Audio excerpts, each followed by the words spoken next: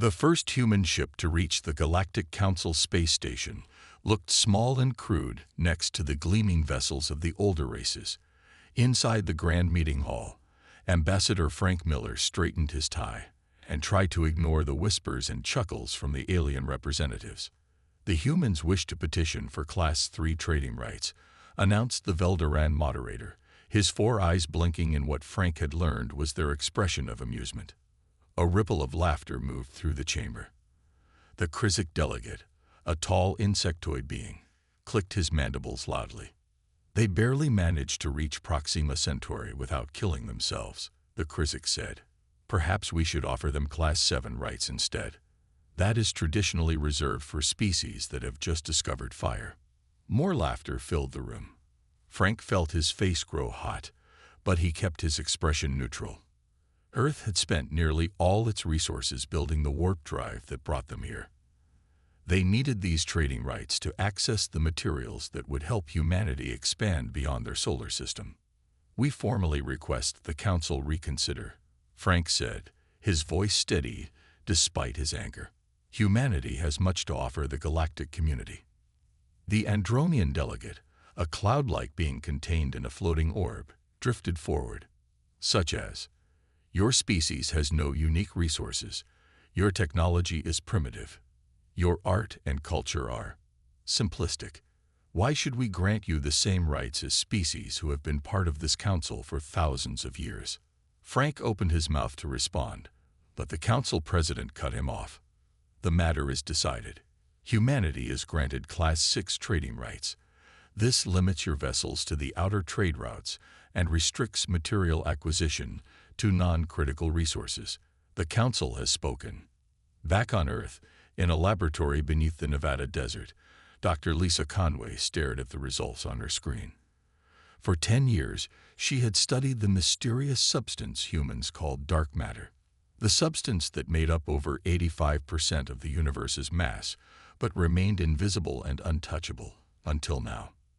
"Run the test again," she told her assistant, Greg Winters, who looked as tired as she felt. "That's the 5th time, Lisa. The results are consistent. The particle is responding to the field." Lisa rubbed her eyes. If these results were accurate, she had just discovered how to manipulate dark matter, something the greatest scientific minds on Earth had deemed impossible. Her computer pinged with an incoming call. It was the United Earth Defense Council.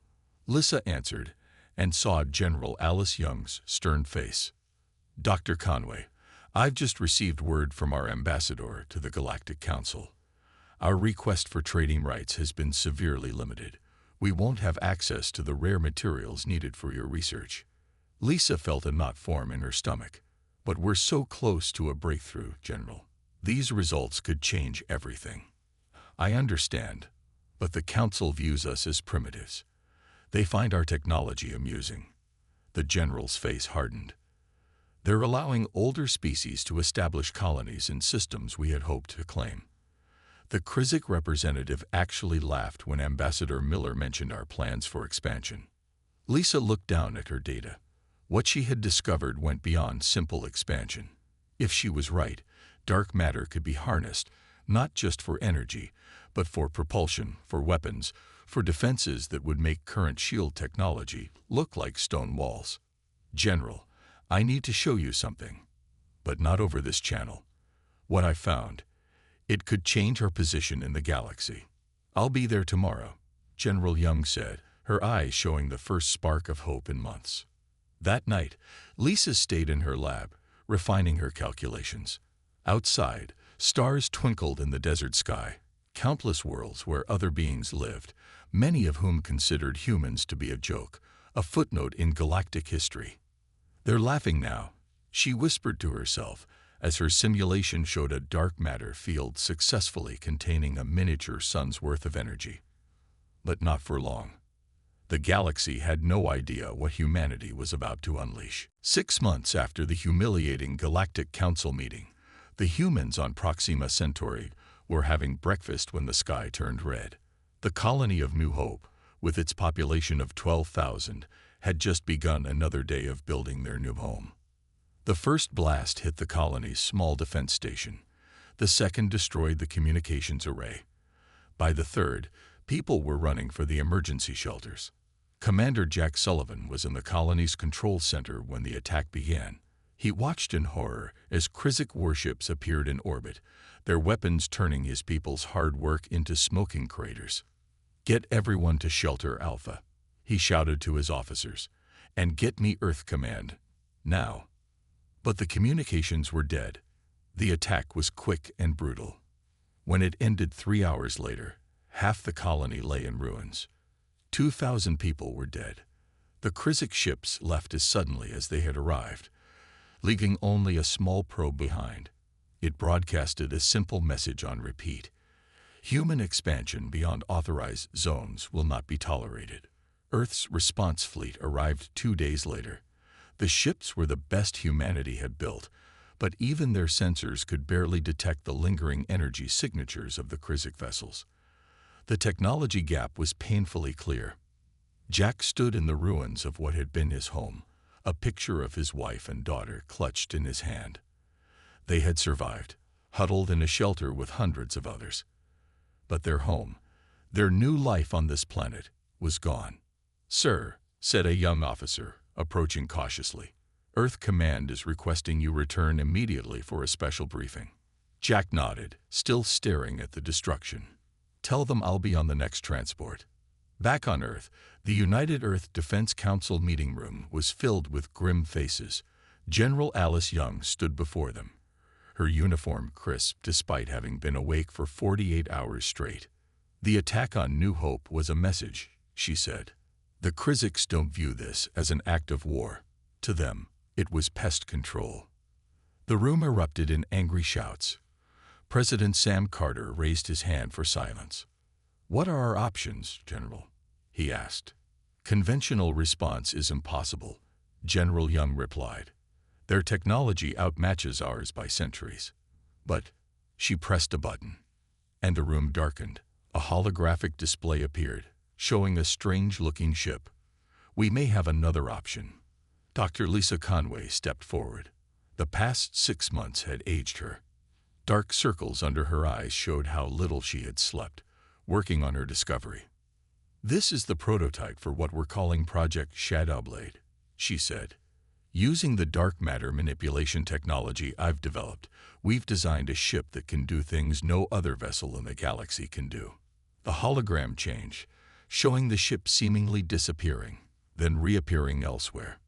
"Dark matter doesn't interact with normal matter," Lisa explained, "but it does interact with gravity. We found a way to create a field that can bend space around the ship. It makes us nearly invisible to standard sensors. And more importantly, the hologram showed the ship firing a strange purple-black beam that tore through a simulated alien vessel. It gives us weapons that can disrupt the atomic structure of any target." Jack Sullivan, who had arrived just minutes before, spoke up from the back of the room. "Can it stop the Kriziks?" Lisa looked at him, at the grief and anger in his eyes. "Yes, but we need time. The prototype is still months away from testing." President Carter stood up. "How many ships can we build? And how fast?" "With all of Earth's resources diverted to the project, we could have a small fleet in 5 years," General Young said. "But we need to keep this absolutely secret. If the Galactic Council learns what we're developing—" "They won't," the president said firmly. "As far as the galaxy is concerned, humanity has accepted its place. We'll reduce our visible presence in space. We'll act defeated and compliant."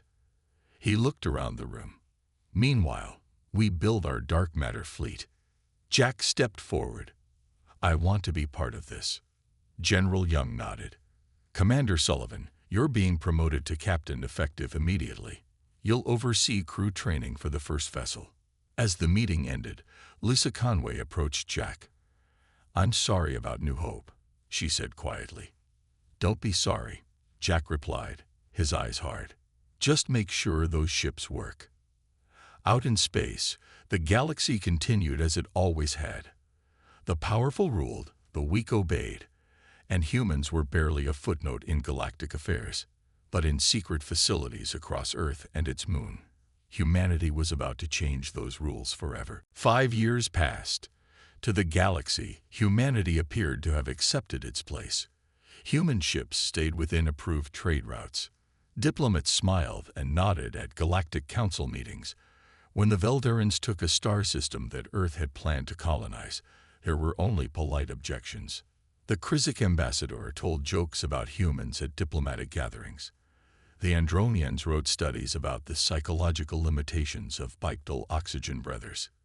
Even the usually kind Penteri referred to Earth as that charming little backwater. But deep in the rings of Saturn, hidden from prying eyes, something extraordinary was happening. Chief Engineer Olivia Wright floated in zero gravity, watching as robotic arms assembled the final pieces of the UES Nightfall. The ship was unlike anything humanity had ever built. Its hull was a deep black that seemed to swallow light. Its lines were smooth and predatory. "Beautiful, isn't she?" said a voice behind Olivia. She turned to see Captain Patrick Coleman approaching, using magnetic boots to walk along the observation deck. 5 years of work, Olivia said. Sometimes I didn't think we'd finish. Patrick nodded. The president is coming tomorrow for the official commissioning. Then we begin our first mission. Olivia looked at him sharply. Already? I thought we'd have at least a month of testing in Saturn's orbit. Orders came down this morning. The Kriziks are getting suspicious about our activities around Saturn. We need to move the Nightfall before they send a proper investigation team.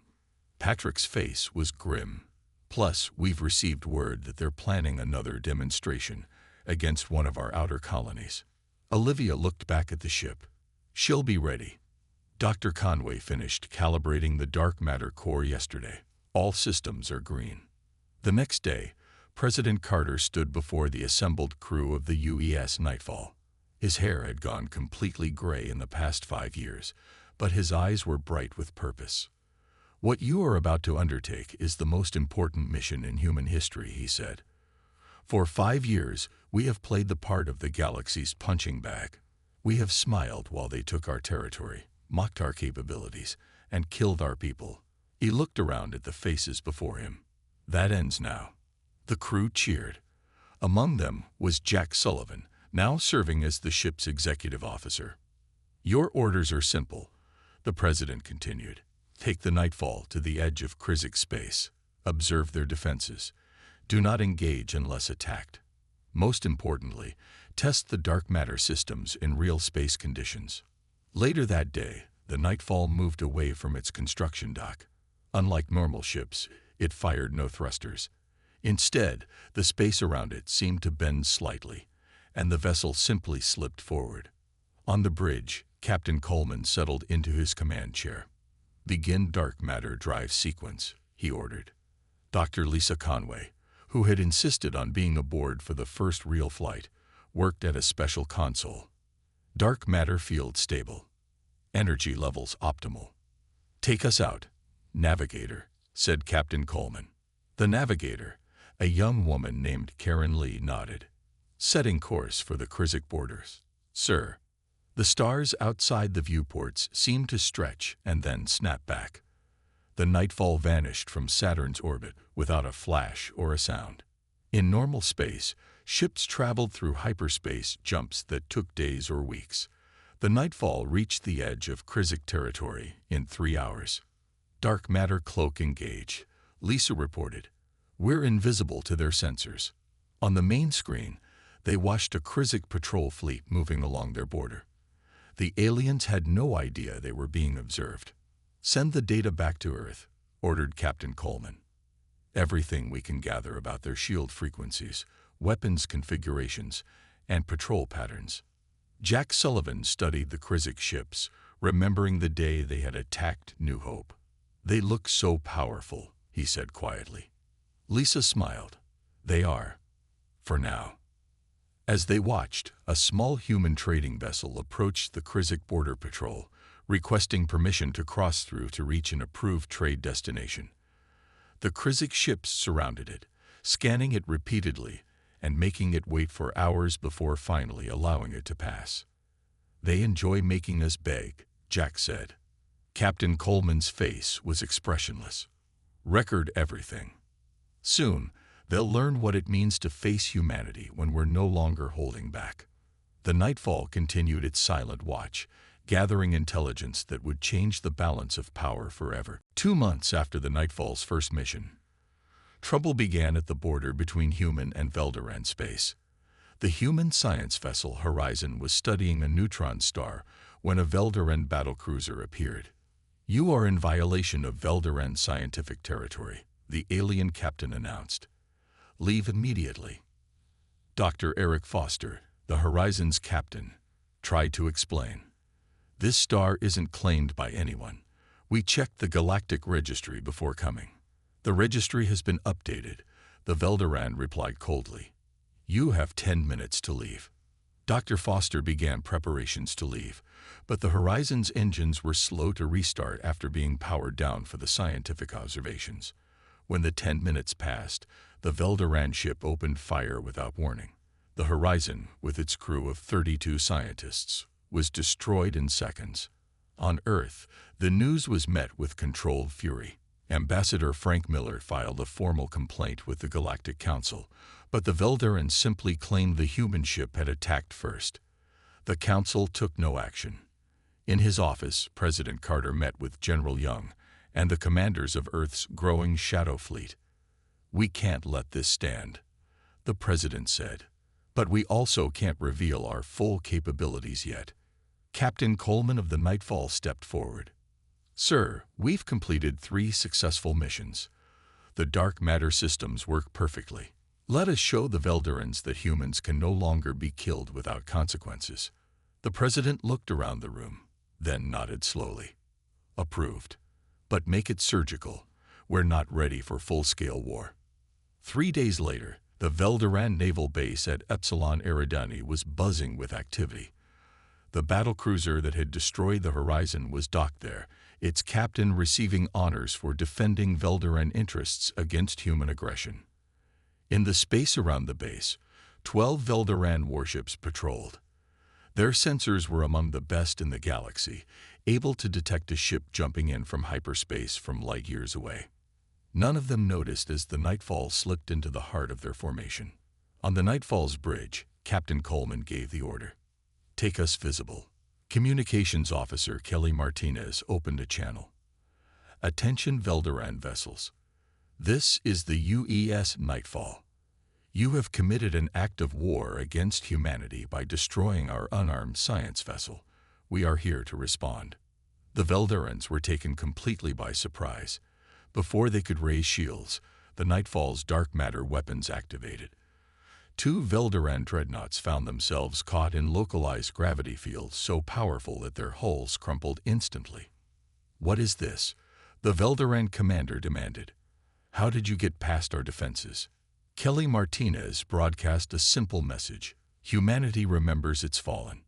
Do you?" The Nightfall vanished again, slipping away through its dark matter field before the remaining Velderan ships could respond. News of the attack spread quickly. The Velderan government was outraged, demanding answers from Earth. How had a human ship penetrated their defenses? What weapon had crushed their dreadnoughts as if they were made of paper? Ambassador Miller met with the Galactic Council. His demeanor changed from the humble diplomat they knew. "For years, we have endured your mockery and your aggression," he told the assembled aliens. "We filed proper complaints when the Kriziks attacked our colony. We followed procedures when the Velderans destroyed our science vessel. Each time, this council did nothing." The Krizik representative stepped forward. "Are you threatening this council, human?" Miller smiled. "Not at all. I'm simply informing you that humanity will now defend its interests. The Velderans learned this lesson yesterday. Others may learn it tomorrow."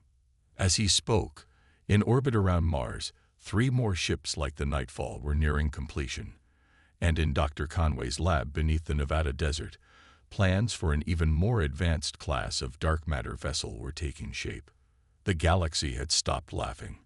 Now, they watched the humans with new eyes, wondering what this species they had dismissed for so long was truly capable of. News of the Nightfall's attack spread across the galaxy like wildfire. Species that had never paid attention to humans suddenly wanted to know more about them. The Andromean Alliance, one of the oldest and most powerful groups in the galaxy, sent diplomats to Earth for the first time. "We wish to discuss trade agreements and mutual defense pacts," the Andromean representative said, floating in his containment orb across from President Carter. "Interesting," the president replied calmly. "2 years ago, your ambassador called us simplistic primates at the Galactic Council." The Andromean's color shifted to a deep blue, showing embarrassment. Times change. Perspectives evolve. In his office after the meeting, the president met with Admiral Jack Sullivan, recently promoted to lead Earth's growing shadow fleet. "They're scared," Jack said. "One ship, one attack, and suddenly they want to be our friends." "What do you recommend?" asked the president. "Caution," Jack replied. "The Andromeans don't want friendship. They want to learn about our technology. And they're not alone. We've detected probes from 6 different species near Saturn in the past week. On Mars, in a laboratory built into Olympus Mons, Dr. Lisa Conway worked with a team of scientists on the next generation of dark matter technology. The original Nightfall had exceeded all expectations, but Lisa knew they had only scratched the surface of what was possible. "The Aurora-class vessels will make the Nightfall look primitive," she explained to Olivia Wright, who had been promoted to oversee construction of the new ships. "They can create localized gravity wells, effectively bending space around them." Olivia studied the designs with wide eyes. "This would let us travel without actually moving.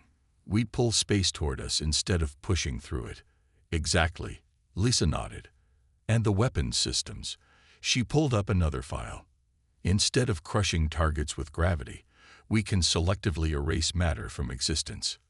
In deep space, at the edge of human territory, Captain Diane Rodriguez commanded the UES Phantom, the second completed dark matter warship. Her sensors detected something unusual approaching from Krizik space. "Analysis," she asked her science officer. "It appears to be a stealth probe," he replied. "Very advanced. If not for our dark matter sensors, we wouldn't have seen it." Diane considered her options. "Is there an escort?" "Yes, Captain. A Krizik destroyer, holding position just outside our territory. They're testing our capabilities," Diane said, "trying to learn our secrets." She made her decision. "Take us to intercept course." Dark matter cloak engaged. The Phantom slipped through space, completely invisible to conventional sensors. It approached the Krizik probe, then the destroyer beyond it. Neither detected the human ship until it was too late. When the Phantom returned to Earth orbit 3 days later, there was no trace of either the Krizik probe or its escort. At the next Galactic Council meeting, the Krizik representative was unusually quiet. When asked about the missing destroyer, he claimed it had suffered a drive malfunction. No one believed him, but no one challenged the story either. Ambassador Miller noticed how other species now made room for him in the corridors of the council station, how conversations paused when he entered a room, how even the Veldorans, still angry about their losses, kept their distance. "They don't understand yet," he told his aide as they walked to their next meeting. "They think we've simply developed better weapons. They don't realize we've changed the rules of space itself." Back on Earth, smaller nations that had been watching the space program with skepticism now clamored to contribute resources and scientists. Humanity was uniting as never before. In orbit around Jupiter, construction began on the first Aurora-class vessel, the UES Daybreak. Twice the size of the Nightfall, its systems were so advanced that most of Earth's scientists couldn't even understand the principles behind them. President Carter addressed the United Earth Council, representatives from every nation on the planet. "For centuries, we looked up at the stars and wondered if we were alone," he said. "When we learned we weren't, we hoped for friends and teachers. Instead, we found mockery and threats." He paused, looking around the room. "Now we've earned their respect. And soon, they will learn that humanity is not just another species among many. We are something they have never seen before." The galaxy had stopped laughing at humans. Now, they watched with growing concern as humanity's power expanded. The galaxy changed in the months that followed. Smaller species that had suffered under the major powers began to approach humanity quietly, seeking protection. The Kriziks watched these diplomatic moves with growing anger. They had ruled their section of the galaxy for thousands of years. They would not be challenged by humans, creatures who had barely left their own planet.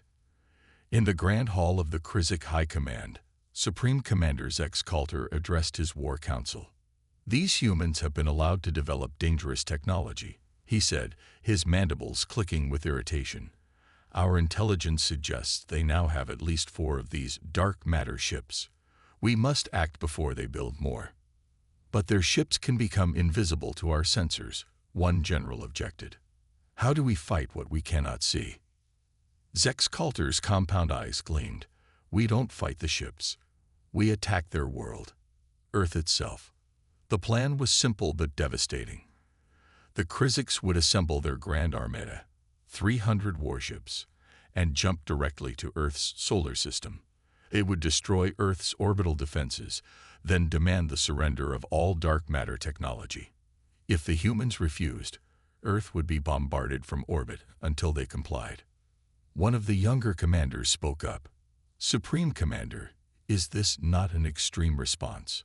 The humans have only acted defensively so far." "They destroyed 2 Veldaran dreadnoughts," Zex Kalter replied. "They made one of our destroyers disappear. They are taking allies from under our control. No, this ends now. The humans will learn their place, or they will perish." Unknown to the Kriziks, a human spy drone had been hiding in their capital system. Using technology derived from the dark matter program, it was small enough to avoid detection, but powerful enough to transmit back to human space. In the war room beneath the Pentagon, military leaders gathered around a holographic display showing the Krizik fleet movements. "They're assembling at Proxima Ria," said General Young. 300 ships, maybe more." President Carter's face was grim. "How many can we counter?" Admiral Sullivan studied the display. "We have 6 Nightfall-class vessels operational. The first Aurora-class ship, Daybreak, is ready for combat but untested. Against 300 conventional ships." He shook his head. "In normal space combat, we wouldn't stand a chance." "But this isn't normal space combat," Dr. Conway reminded them. "Our ships don't fight by normal rules." Lieutenant Steve Garrett, who had been piloting the spy drone, spoke up. "I've analyzed their jump calculations. They plan to emerge at the edge of our solar system, then advance on Earth. We have 3 days before they arrive." The president looked around the room. "Options. We evacuate our off-world colonies," said General Young. "Make it look like we're retreating. Let them think we're unprepared." "And then?" the president asked. Admiral Sullivan's eyes hardened. "We spring the trap." For the next 3 days, human ships were seen fleeing from outposts, civilians evacuating colonies. The Galactic Council buzzed with rumors.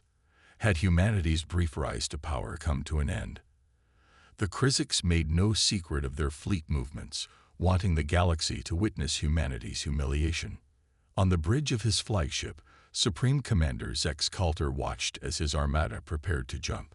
"The humans think their tricks and shadows will save them," he told his officers. "But against the might of 300 warships, what can they possibly do?"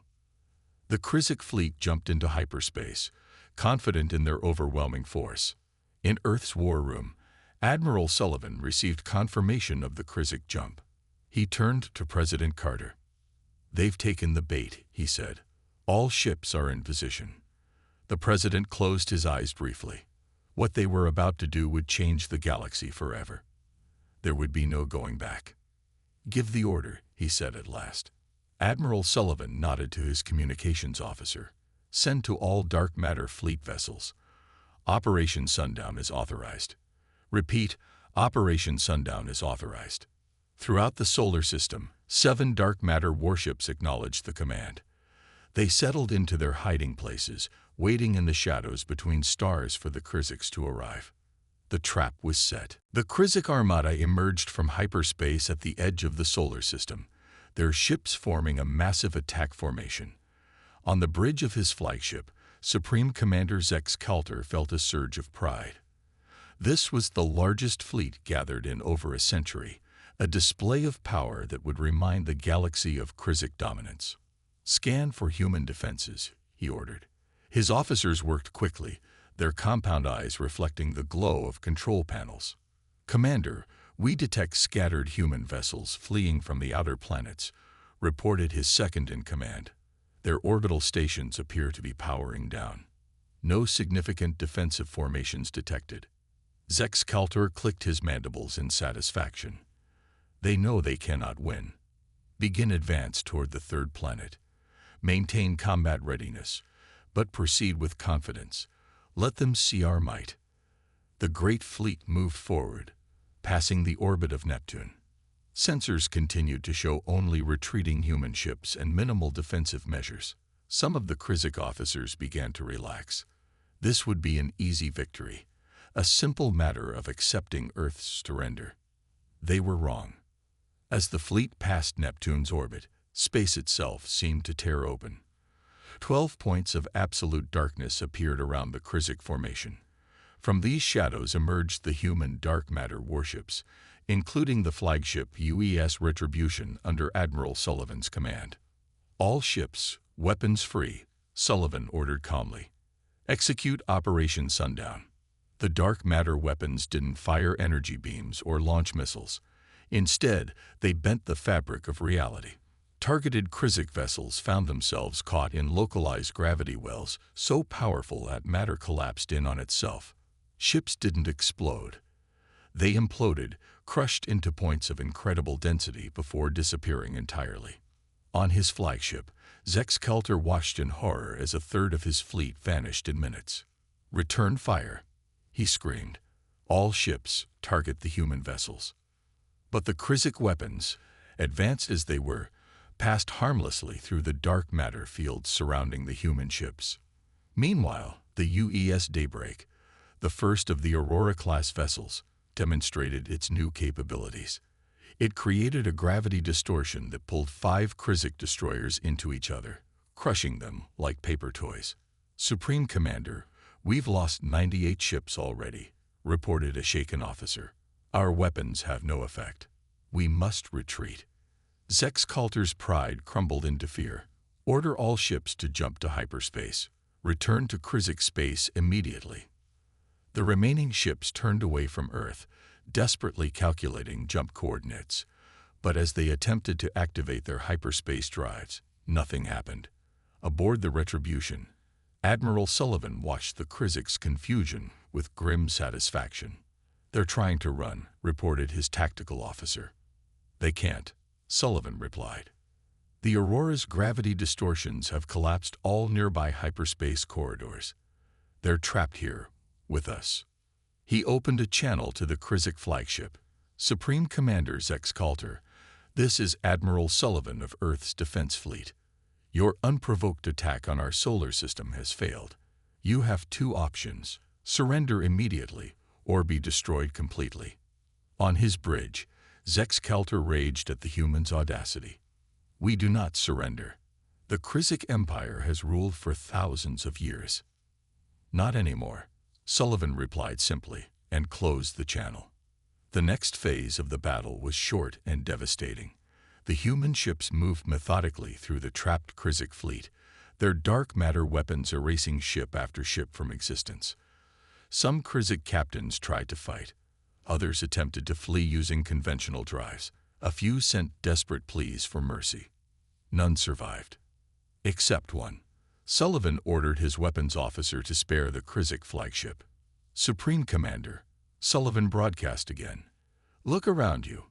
Your fleet is gone. 300 ships, the pride of your empire, destroyed in less than an hour. You will be allowed to return to Krizik space with your flagship intact. Tell your leaders what happened here today. Tell them that Earth is off limits. Tell them the age of mocking humanity is over." As the crippled Krizik flagship limped away, Earth's dark matter fleet regrouped. The battle had lasted just 52 minutes.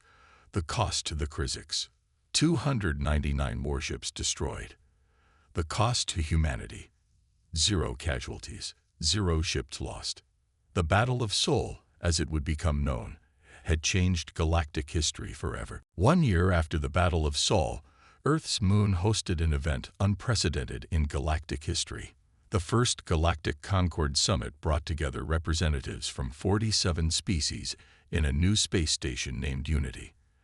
The station orbited the moon, its curved walls made of transparent materials that offered a perfect view of both Earth and the lunar surface below.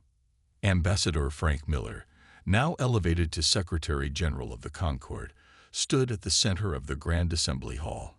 Around him sat delegates from every major and minor power in the explored galaxy. Even the Kriziks were present, their delegation small and subdued, led by a new supreme leader who had replaced Zex Coulter after the devastating defeat. "We gather today to begin a new chapter in galactic relations," Miller said, his voice carrying easily through the hall. "For too long, power alone determined who would be heard and who would be ignored. For too long, older species looked down on younger ones simply because of their age. In the years since the battle, humanity had used its position carefully. They hadn't conquered other worlds or demanded tributes. Instead, they had offered protection to smaller species who had suffered under the major powers. They had opened their technology, some of it, to peaceful scientific exchange. They had brokered peace treaties between warring systems. The Galactic Concord we establish today is built on 3 principles," Miller continued. "Equal respect for all sentient species, regardless of their age or technology level. Peaceful resolution of disputes through this assembly, and mutual defense against any who would threaten the peace we create here." The Andromean representative, once so dismissive of humans, floated forward. "We endorse these principles and thank humanity for its wisdom in victory." The cloud-like being's color shifted to show sincerity. Many older powers might have used such an advantage to dominate rather than to unite. Near the back of the hall, Admiral Jack Sullivan sat in his formal uniform, watching the proceedings with quiet satisfaction. Beside him, Captain Diane Rodriguez of the Phantom smiled. "Hard to believe they're the same aliens who used to laugh at us, isn't it?" she whispered. Jack nodded. Pride comes before a fall. On the raised platform, Dr. Lisa Conway was receiving the inaugural Galactic Science Medal. The scientist looked uncomfortable in the spotlight, but her voice was strong as she addressed the assembly. "Dark matter technology changed the balance of power," she said, "but its true potential isn't in weapons. We've already begun adapting it to terraform barren worlds, create sustainable energy, and extend lifespans through medical applications." This announcement caused a stir among the delegates. They had feared human technology. Now they heard of its peaceful uses. On the observation deck above the assembly hall, Captain Alan Bennett of the UES Peacekeeper watched ships arriving from across the galaxy. Some came from worlds that had never before sent representatives off-planet. They were small species, previously ignored by the galactic powers, now given an equal voice in the Concord. "Beautiful sight, isn't it?" said a voice beside him. It was President Carter, looking more relaxed than he had in years. "Yes, sir," Alan replied. "Though I admit I find it strange to see Krizik and Velderan ships docked peacefully alongside ours." "They're learning," the president said, "as we all are. The galaxy is big enough for everyone if we share it properly." Later that day, as the formal sessions ended, the Krizik delegate approached Miller in a quiet corridor. "You could have destroyed us completely," the Krizik said, mandibles moving hesitantly. Miller shook his head. "That was never our goal." "What was your goal then?" Miller looked out at the stars through a viewport. "To be heard, to be respected, to have a place at the table." As the summit continued, in the shadows between stars, the dark matter fleet still stood vigilant. The UES Daybreak patrolled the edges of human space. The UES Nightfall, the ship that had started it all, now served as a training vessel for officers from a dozen different species who had joined the Concorde's Mutual Defense Force. The galaxy had laughed at humanity once. Now it listened when humans spoke, and in time, perhaps, all species would learn to speak together.